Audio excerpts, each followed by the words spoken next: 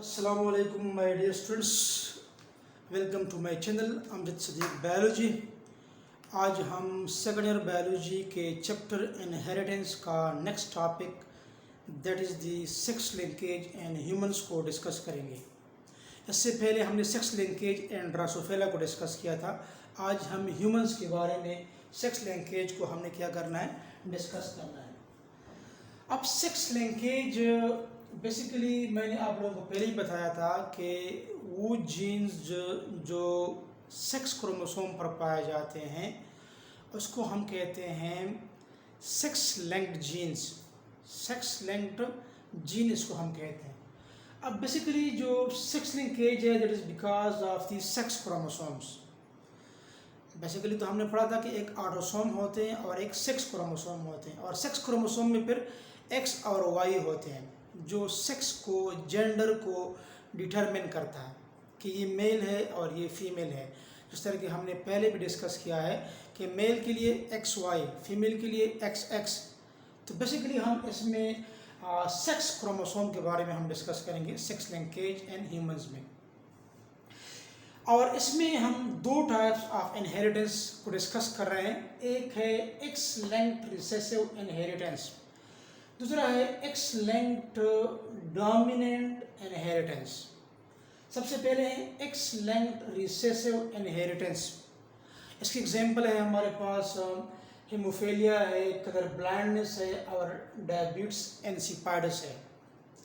ये तीन एग्जांपल है हमारे पास किस चीज़ की, सेक्स लिंक्ड रिसेसिव ट्रेट की।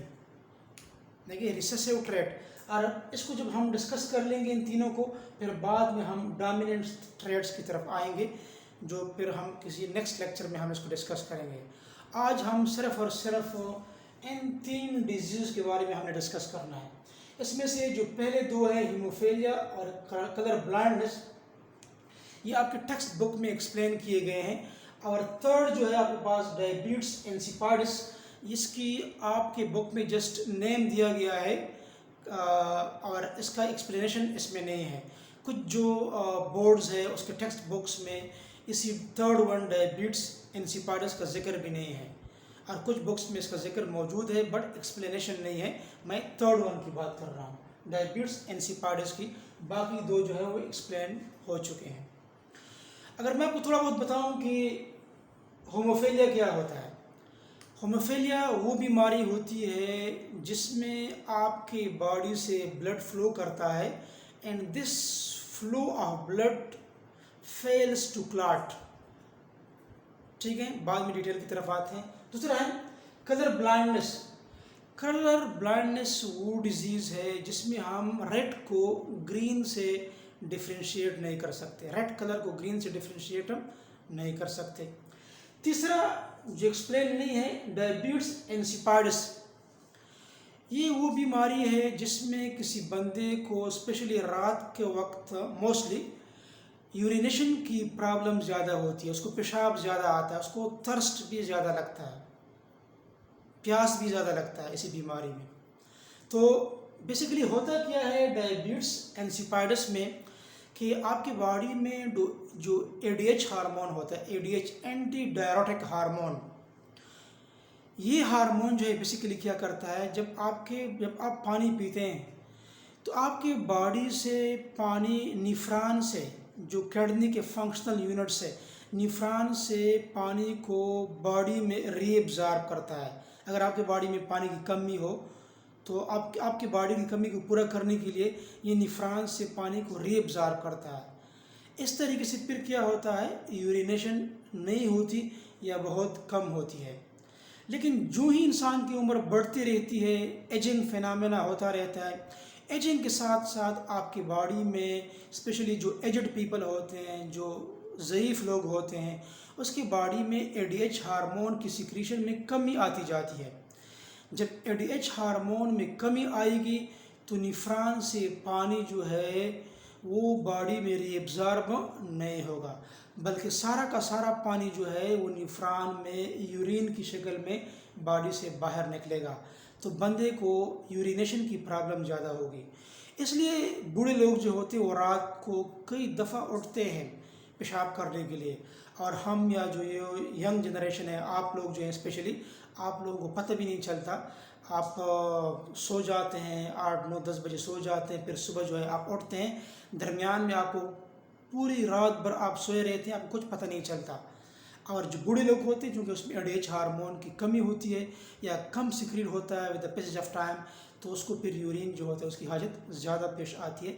ये बीमारी बेसिकली क्या है, ये डायबिटीज़ इंसिपिडस है। और एक डायबिटीज़ मेलिटस भी है, और शुगर की बीमारी जो है, जो इंसुलिन हार्मोन के लेस सिक्रेशन के नतीजे में क्या होती है, काज होती है। उसको हम किसी और टाइम डिस्कस करेंगे, ठीक है, इसी टॉपिक का हिस्सा वो नहीं है।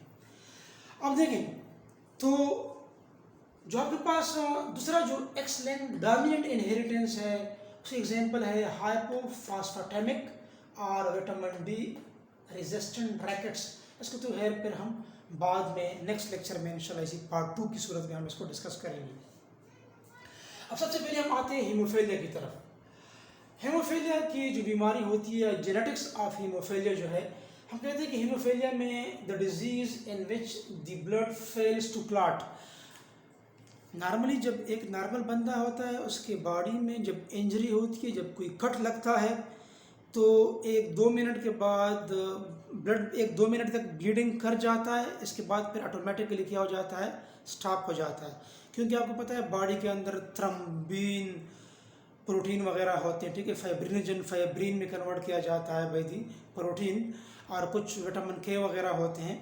और जो हम red blood cells, white blood cell और प्लेटलेट्स, स्पेशली जो आपने लोअर क्लासेस में प्लेटलेट्स के बारे में पढ़ा था, ये सारे जो प्लेटलेट्स जो है उसी के साथ कंबाइन होकर आपके बॉडी में ब्लड को क्लॉट करने में अहम रोल अदा करते हैं।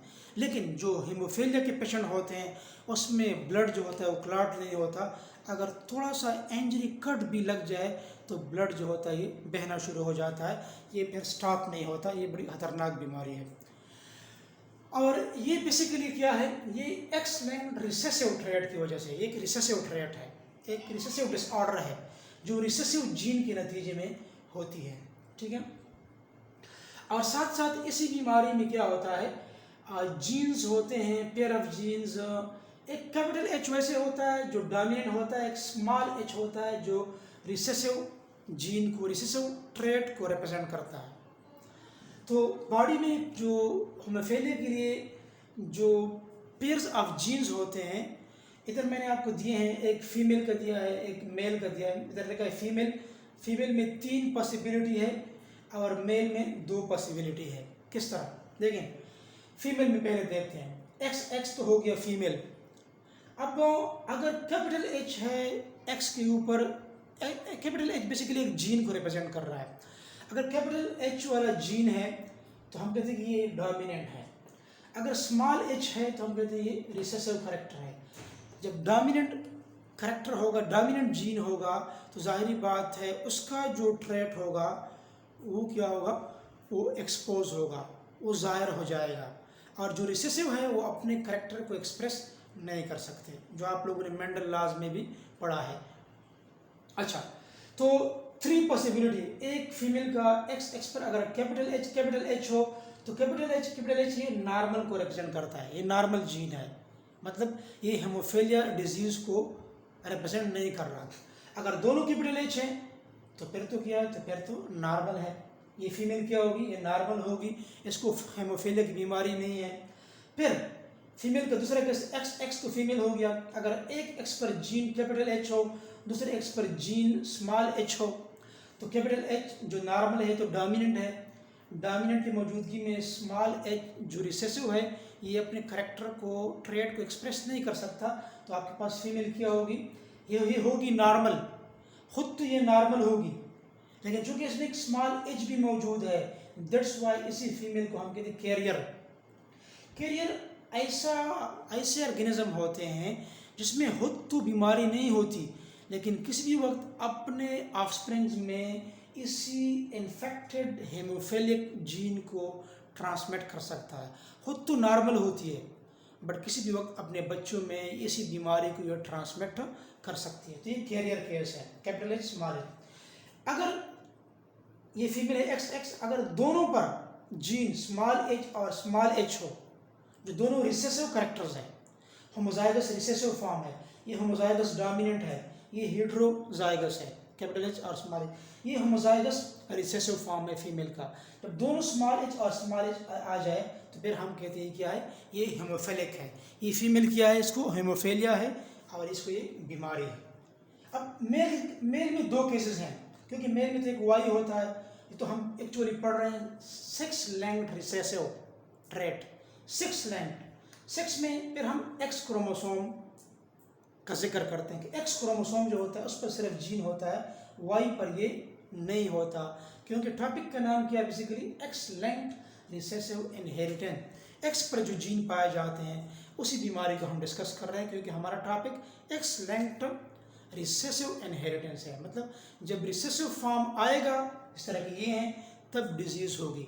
अब मेल में एक्स वाई, एक्स पर कैपिटल एच है तो कैपिटल एच नॉर्मल को रिप्रेजेंट करता है, तो एक्स वाई तो मेल है बट ये नॉर्मल मेल होगा। एक्स वाई फिर मेल है बट एक्स पर क्या है, स्मॉल एच है। जब स्मॉल एच है तो फिर क्या होगा आपके पास, ये आपके पास कलर ब्लाइंड नहीं हीमोफिलिक होगा। इधर मैंने लिखा है कि ये क्या होगा आपके पास, सॉरी ये तो फीमेल के लिए है, और ये जो मेल है ये क्या हो जाएगा, हीमोफिलिक आपके पास, क्योंकि स्मॉल एच जो है इधर आ जाता है। तो इससे ये जाहिर हो गया कि इसी बीमारी के चांसेस मेल में ज़्यादा है या फीमेल में ज़्यादा है, फीमेल में ज़्यादा है। फीमेल में क्यों ज़्यादा है, क्योंकि फीमेल पर 2 एक्स होते हैं और मेल में 1 एक्स होता है, तो 1 एक्स पर स्मॉल एच का आना ज़्यादा आसान है या फीमेल पर स्मॉल एच का आना ज़्यादा आसान है। ज़ाहिर बात है मेल पर जो है स्मॉल एच का आना ज़्यादा आसान है बनिस्बत के 2 आएंगे। तो हम कहते हैं कि मेल में जो होती है ये हीमोफीलिया की बीमारी ज़्यादा होती है बनिस्बत फीमेल के, क्योंकि मेल में 1 एक्स होता है और वाई पर तो कोई जीन होता नहीं हीमोफीलिया के लिए, तो इसमें चांसेस ज़्यादा है बनिस्बत फीमेल के। एमसीक्यूज में आ सकते हैं। अब अगर आप देखें हीमोफीलिया के इधर 3 किस्म के हीमोफीलिया की डिजीज़ हो सकते हैं, haemophilia A, haemophilia B, haemophilia C. अब जो हीमोफीलिया ए हैं ये abnormal of the gene 8 factor 8 की एबनॉर्मेलिटी के नतीजे में हीमोफीलिया ए की बीमारी होती है, और हीमोफीलिया बी जो है ये फैक्टर 9 की वजह से होती है।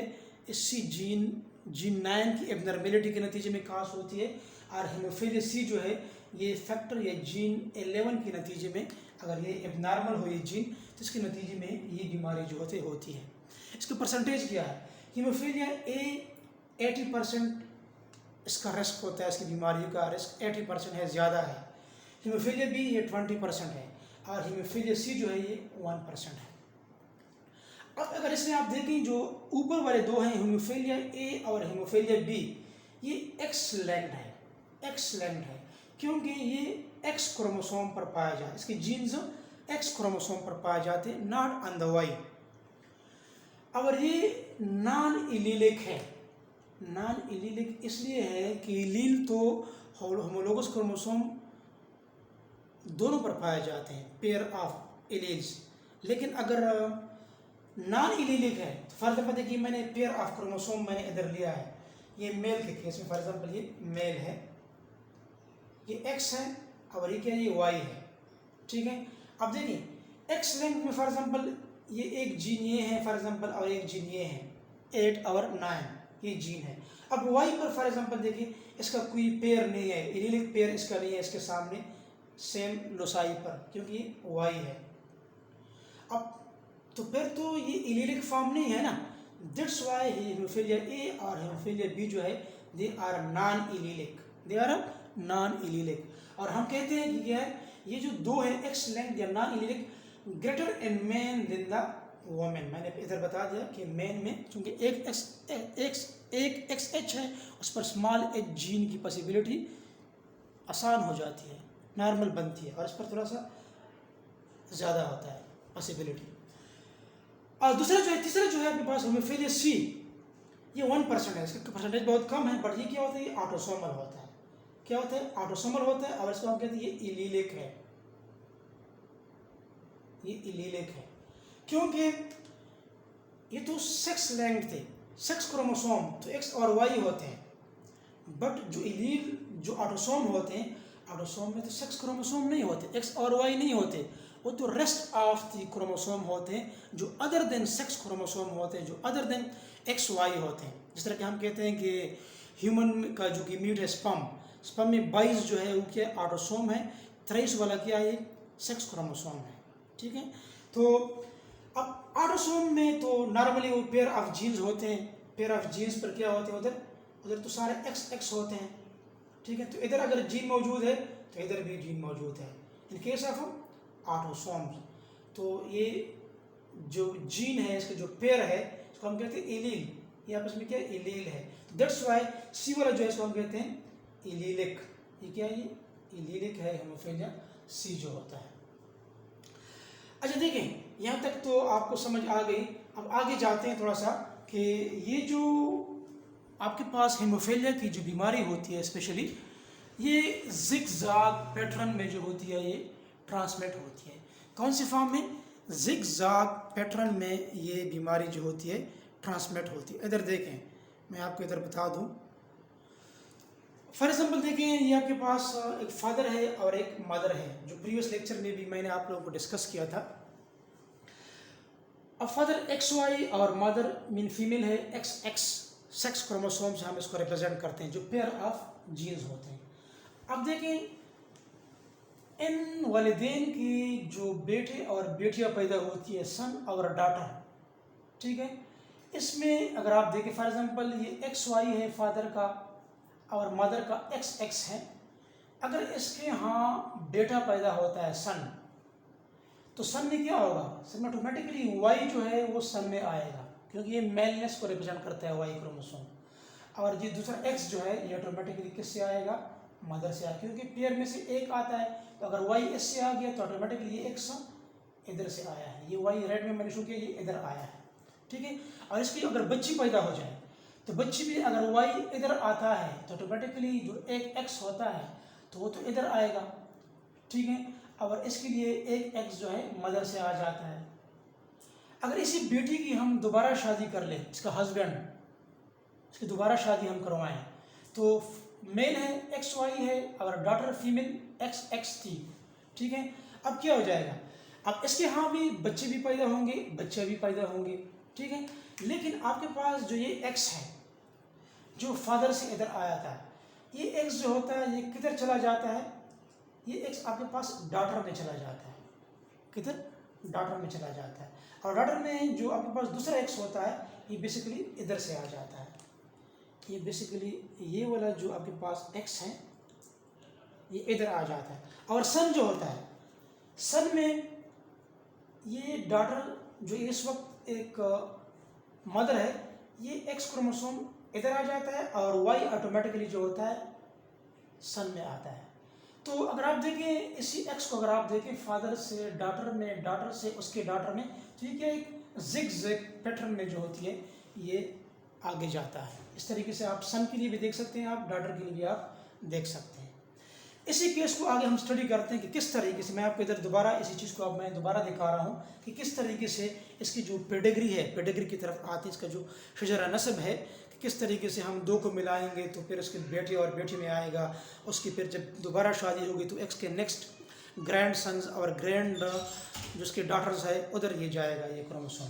अब देखिए फॉर एग्जांपल ये एक केस है जो हमने लिया है, पहला केस जो आपके पास है फॉर एग्जांपल, इसमें मैंने लिया है इधर एक नॉर्मल फीमेल है, उसकी शादी हम करवाते हैं कलर ब्लाइंड मेल के साथ। नॉर्मल फीमेल को हम राउंड स्ट्रक्चर से रिप्रेजेंट कर रहे हैं और नॉर्मल होगा तो ये ग्रीन कलर से हम इसको रिप्रेजेंट कर रहे हैं। और जो स्पेशली आपके पास ये जो आपके पास दूसरा वाला जो आपके पास है कलर ब्लाइंड मेल जो है, इसको हम रेड से इसको हम रिप्रेजेंट कर रहे हैं, मेल है। और ये चूंकि कलर ब्लाइंड है मतलब इसको हीमोफीलिया की बीमारी हो तो इसको हम रेड से रिप्रेजेंट करते हैं। तो नॉर्मल फीमेल पर ये एक्स एक्स तो फीमेल हो गया, कैपिटल एच नॉर्मल इंसान को रिप्रेजेंट करता है और ये फीमेल है। इस तरीके से कलर ब्लाइंड मेल तो मेल एक्स वाई, और चूँकि कलर ब्लाइंड है तो एक्स पर स्मॉल एच होगा, जो हेमोफीलिया की बीमारी को रिप्रेजेंट करता है। इसके गिमिट्स बनाते हैं, देखिए ये इसका गिमिट, इसका गिमिट, इसके गिमिट्स बन जाते हैं। अगर फॉर एग्जांपल ये आपके पास है स्पर्म्स, ये आपके पास है एग्स, तो इसकी आपस में आज़ाद आपस में क्या होती है, फ्यूजन होती है। किस तरीके से देखें, जिस तरह कि हमने इंडिपेंडेंट असॉर्टमेंट में हमने पढ़ा था। अब देखें, अब ये एक्स एच कैपिटल एच इधर आ गया, इसके साथ ये एक्स स्मॉल एच आ गया, तो आपके पास क्या पैदा हो गई, एक फीमेल पैदा हो गई। लेकिन क्या है, खुद तो ये नॉर्मल है बट कैरियर है। कैरियर मीन इस पर कैपिटल एच है और ये स्मॉल एच है, खुद तो ये नॉर्मल है, इसको हेमोफीलिया की बीमारी नॉर्मल एन, और फिर मैंने ब्रैकेट में लिखा है कि ये कलर ब्लाइंडनेस है। ठीक है, कलर ब्लाइंड को इसी सर्कल से दरमियान में रेड डॉट जो मैंने लगाया है, इसी साइन से इसको रिप्रेजेंट कर रहे हैं कि कलर ब्लाइंड है। ठीक है, फिर एक्स कैपिटल एच, इसके लिए वाई आ जाता है। ठीक है, तो आपके पास एक्स वाई तो मेल हो गया, बट एक्स के ऊपर क्या है, कैपिटल एच है, तो हमारे पास नॉर्मल मेल पैदा हो गया, नॉर्मल बच्चा मेल पैदा हो गया। अब इसकी बारी है कि दोनों के साथ क्रॉस कर ले, एक्स कैपिटल एच और इसके लिए एक्स स्मॉल एच आ गया, तो आपके पास फिर नॉर्मल फीमेल पैदा हो गई, बट इसमें स्मॉल एच है, ये क्या है, कैरियर है। इस तरीके से एक्स कैपिटल एच के साथ ई वाई आ जाता है, एक्स वाई तो मेल हो गया, बट इस पर एक्स पर कैपिटल एच, चूँकि सेक्स लेंथ ट्रेट हम पढ़ रहे हैं, एक्स पर एक्स क्रोमोसोम पर पाए जाते हैं, तो एक्स पर कैपिटल एच है, तो ये बच्चा क्या होगा, ये नॉर्मल होगा। तो आपके पास अगर आप देखें तो ये मेल है, ये बच्चा है, ये भी बच्चा है, 50% बच्चे आपके पास नॉर्मल है, और बच्चे जो है आपके पास क्या है, 50% बच्चे जो है वो आपके पास कैरियर है। क्या है, कैरियर, 50% नॉर्मल, 50% कैरियर। ठीक है, मतलब दो किस्म के बच्चे आपके पास पैदा हो गए। फॉर एग्जाम्पल कौन कौन से, एक हमने लिया फॉर एग्जाम्पल ये हमारे पास आ गया एक्स वाई कैपिटल एच, और एक आपके पास ये आ गया फीमेल, क्योंकि एक्स और ये सेम है, तो एक किस्म की फीमेल कैरियर आ गई, एक किस्म के मेल आपके पास नॉर्मल आ गए, नॉर्मल बच्चे उसके आ गए। ठीक है, या इधर अगर आपको शो नहीं हो रहा कैमरा में, तो ये मैंने एक ये लिया और एक मैंने ये लिया, क्योंकि ये दोनों सेम है इसके, तो ये दोनों मैंने आगे इसको मैं क्रॉस करता हूँ। ये तो आपके पास पेरेंटल जनरेशन था, P1 था, ये इसका क्या है, इसकी F1 है फॉर एग्जांपल, F1 F2 हासिल करने के लिए फिर F1 को क्रॉस करते हैं, इन दोनों को हम क्रॉस करते हैं। देखें, ये नॉर्मल मेल है क्योंकि एक्स पर कैपिटल एच है, और ये क्या थी, ये नॉर्मल तो थी बट कैरियर है, तो x capital H x small H, इसके गिमिट्स बनाती है, गिमिट्स, ये गिमिट्स बन गए, तो एक्स कैपिटल एच के साथ क्या आ गया, ये एक्स कैपिटल एच आ गया, फिर इसी एक्स कैपिटल एच के साथ ये वाई आ गया, फिर एक्स स्मॉल एच के साथ फिर ये एक्स कैपिटल एच आ गया, और फिर एक्स स्मॉल एच के साथ फिर ये वाई आ गया।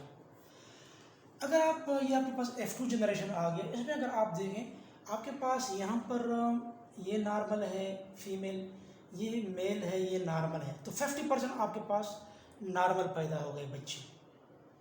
और ये आपके पास देखिए, ये आपके पास नॉर्मल है फीमेल बट कैरियर है, और ये आपके पास कंप्लीटली क्या हेमोफिलिक है, क्योंकि इसके ऊपर स्मॉल एच है, तो आपके पास 50%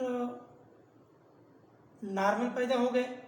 ठीक है, और आपके पास 25% कैरियर पैदा हो गए फीमेल, और 25% आपके पास हेमोफिलिक जो है आपके पास आ गए, अगर आप इसी केस में देखते हैं। या इस चारों जो बच्चे आपस में एक दूसरे से मुख्तलिफ हैं, हाँ, इसको 25 लेते हैं, इसको 25%, तो 25% नॉर्मल फीमेल के लिए हम राउंड स्ट्रक्चर और ग्रीन से रिप्रेजेंट करते हैं, तो ये फीमेल है बट नॉर्मल है।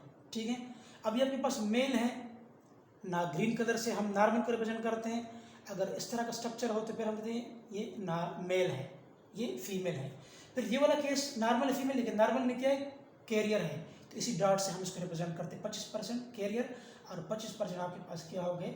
रेड कलर जो है ये रिप्रेजेंट करता है बेसिकली डिजीज़ को, हेमोफीलिया पेशेंट को, ये भी और ये भी रिप्रेजेंट कर रहा है। ठीक है, तो इस तरीके से अगर आप देखें तो आप जो फीमेल है, जो मदर है, उसका जो आपके पास स्पेशली जो आपके पास मेल है, फॉर एग्जांपल फादर में जो आपके पास एक्स था, एक्स पर स्मॉल एच है ना, स्मॉल एच फिर फादर से किधर आ गया, ये आपके पास किसी फीमेल में आ गया, कैरियर की सूरत में आ गया, फिर इसी कैरियर से जिसको हमने इधर एज ए पेरेंट लिया, ये स्मॉल एच जो है ये फिर किधर आ गया, ये फिर आपके पास फीमेल से फिर दोबारा जो है इधर फीमेल में आई है, स्मॉल एच इधर दोबारा आया है, ये वाला जो है, ठीक है। तो ये जो था क्या था, ये जेनेटिक्स ऑफ हीमोफीलिया था, और ये बेसिकली इसको हम कहते हैं सेक्स लिंक्ड रिसेसिव इनहेरिटेंस। जब भी आपके पास दोनों रिसेसिव फॉर्म आएंगे, दोनों स्मॉल एच आएंगे, तब हम कहते हैं क्या ये आपके पास हीमोफीलिया की पेशेंट है कम्प्लीटली। फॉर एग्जांपल अगर मैं इस तरह एक और क्रॉस ले लूँ आपके समझा, हम देखिए फॉर एग्जांपल आपके समझाने के लिए, फॉर एग्जांपल इधर से मैं एक लेता हूँ, ये X Y small H haemophilia का है, एक मैं ये कैरियर लेता हूँ for example X capital H, ये खुद तो नॉर्मल है बट कैरियर है। जब ये दोनों आपस में मिलते हैं तो आपके पास X X female capital H और स्मॉल एच, फॉर एग्जांपल ये दो मिलते हैं आपस में, एक्स एक्स फीमेल, यहाँ पर भी स्मॉल एच है और यहाँ पर भी क्या है, स्मॉल एच है, ठीक है। इस तरीके से फॉर एग्जांपल देखें, ये वाला और ये वाला, एक्स पर कैपिटल एच है और ये वाई है, इस तरीके से ये वाला एक्स पर स्मॉल एच है और ये वाई आ गई। तो यहाँ पर इसी केस में अगर आप देखें, ये फीमेल जो पैदा हो गई है इस पर दोनों स्मॉल एच है, स्मॉल एच है, तो ये क्या हो गया आपके पास हीमोफीलिया का आपके पास फीमेल है, और ये आपके पास जो बच्चा पैदा हो गया ये हीमोफीलिया कम्प्लीटली मेल है, ये नॉर्मल मेल है और ये कैरियर है। तो इसलिए कहते हैं कि शादियाँ जो है, मैरिजेस जो है, ये अपने ख़ानदान में नहीं करनी चाहिए, क्योंकि ख़ानदान में फैमिली में वो जो डिफेक्टेड जीन होती है वो बार बार रिपीट होते, उसके रिपीटेशन के चांसेस ज़्यादा होते हैं। तो इसी वजह से हमने ये जो पढ़ा बेसिकली ये सेक्स लिंक्ड रिसेसिव, जब आपके पास रिसेसिव फॉर्म में आ जाए तब हमारे पास ये हीमोफीलिया की बीमारी हो जाती है। उम्मीद है आपको ये टॉपिक समझ आया होगा। अगर आपको कोई क्वेश्चन है तो आप कमेंट बॉक्स में पूछ सकते हैं। अगर आपको ये लेक्चर पसंद आया है तो इसको लाइक करें, सब्सक्राइब करें, अपने दोस्तों के साथ शेयर करें, इसका आप स्क्रीनशॉट भी ले सकते हैं, और अपने दुआओं में हमें ज़रूर याद रखिए। अल्लाह हाफ़िज़।